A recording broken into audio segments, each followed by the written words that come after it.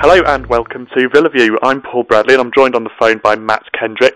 Matt, we were both at Villa Park yesterday for the 2-2 draw at Manchester United. What was your verdict on the game? It was a classic, wasn't it? I'm only just calming down now.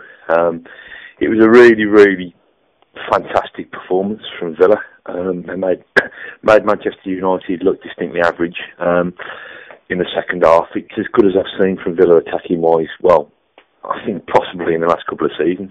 Just played with so much desire and so much kind of attacking intent that United couldn't live with them. Just sorry that it just had a sting in the tail, but it's typical Man United and typical Alex Ferguson, who can keep his team going right until the end. And I don't think anybody who witnessed that game could argue against Villa deserving all 3 points.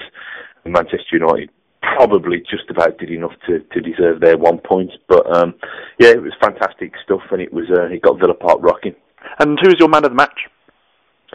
There's a few candidates, wasn't there? I actually plumped for Mark Albrighton in the end, mainly because he just keeps on going. He made Patrice Evra, an experienced French international left-back, he made him look like a mug at times. He just went past him time and time again.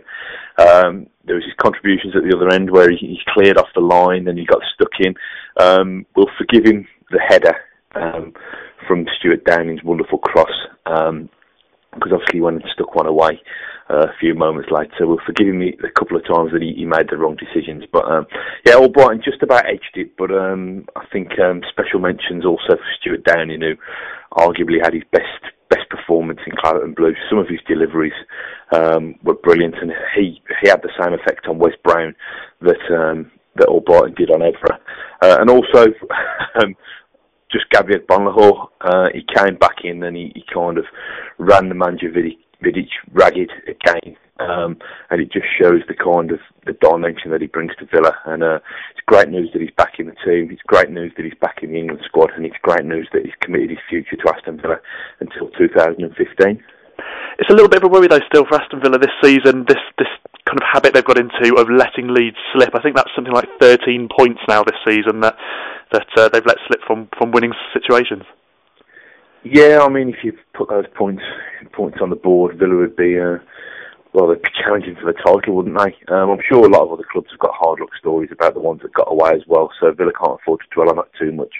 Perhaps you'd say it's a little bit of naivety creeping in because of such a young team. The only thing against that would be that the Villa's defence are obviously the most experienced department on the pitch currently.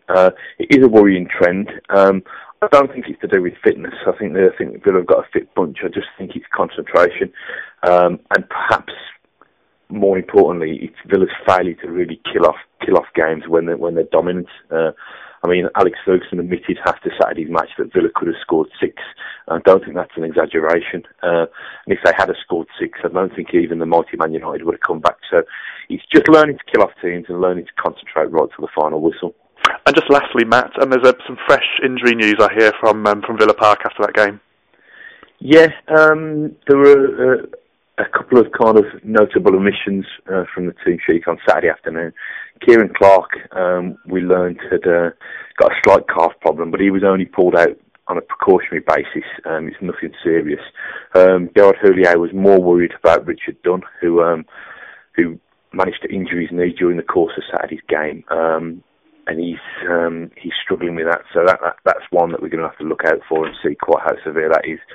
Stephen Ireland was another one who was missing from the team sheet. He'd developed some kind of flu bug, I think, missed training on Friday, and wasn't fit or well enough to be involved on Saturday afternoon. So it left Villa with a kind of substitutes bench, which was more like a kind of an academy list, I think, rather than a Premier League bench. But again, it just shows that these kids are good enough, they're old enough. So long may it continue that when Villa's senior players are out, that these kids are given a chance to flourish.